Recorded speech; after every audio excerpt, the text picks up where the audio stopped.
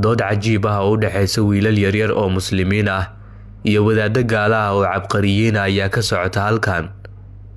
wiilkan muslimka ah oo lagu magacaabo Daaci Shamsi ayaa hoggaan u ah dooda muslimiinta. waxa uu yiri isagoo la hadlaya dadkan cadaanka ah ee aan muslimka ahayn erayo qalbigooda taabtay oo ilmo ka keenay badankood.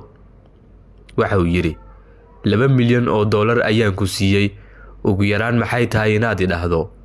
waxay ku jawaabeen mahadsanid.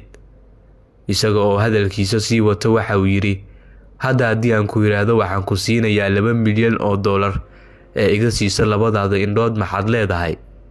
maya soo maaha waa diidaysaa. maxaa yeelay indhahaaga ayaa ka qiimo badan 2 milyan oo dollar. haddaba maxaadan ugu mahadcelin Alle subxaanahu wa tacaala oo indhahaas qiimaha badan kugu siiyay si bilaash ah?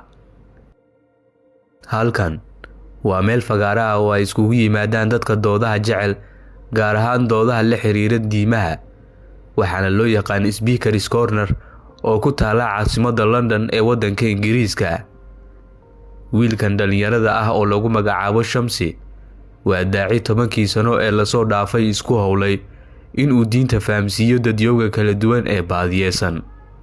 waxa uu fagaaraha u yimaadaa si uu diinta ugu qanciyo dadka cadaanka ah ee aan muslimka ahayn. tusaalooyinka fudud iyo sida uu dadka u fahamsiiyo diinteena Islaamka waa habka ugu mudan ee cunfiga iyo nacaybka ka reeban. waxa uu yiri oo tusaale ahaan uu soo qaatay isaga oo raba inuu dadkan diinta Islaamka tuso. ma taqaanaan kitaabka Quraanka Kariimka? Alla waxa uu kitaabkiisa Quraanka ku sheegay 1400 oo sano ka hor in dadku ay u fududaan doonto xifdinta Quraanka, si fududna ay ku xafidi karaan.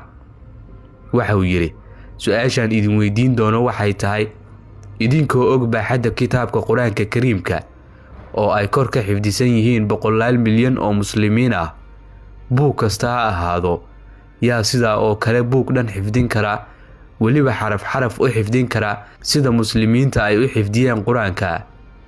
ugu dambeyn isaga ayaa isku jawaabay. waxa uu yiri no except the Quran. ma awoodaan inaad buug dhan xifdisaan marka laga reebo buugga Quraanka Kariimka. waxa uu tusaale u soo qaatay wadamada muslimka ah ee xifdinta Quraanka ugu horeeyo, waxa uuna xusay dalkeena Soomaaliya oo uu sheegay in kaalinta koowaad uu kaga jiro xifdinta Quraanka Kariimka.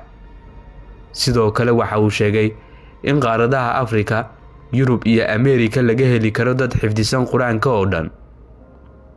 wiilkan dhalinta yar oo ka soo jeeda waddanka ku yaala waqooyiga Afrika ee Algeria waxa uu sabab u noqday in 100 qof iyo malaayiin baraha bulshada ka daawata oo aan Islaam ahayn inay faham buuxa ka qaataan diinteena Islaamka. sida dabacsan ee akhlaaqda leh ee uu dadka diinta ugu sheegayo iyo tusaalooyinka cajiibka ah ayaa sababay in 100 ay diinta Islaamka qaataan. bal adigu aragtidaada hoos nagula wadaag, muuqaalkana laag saar oo sii sheer garee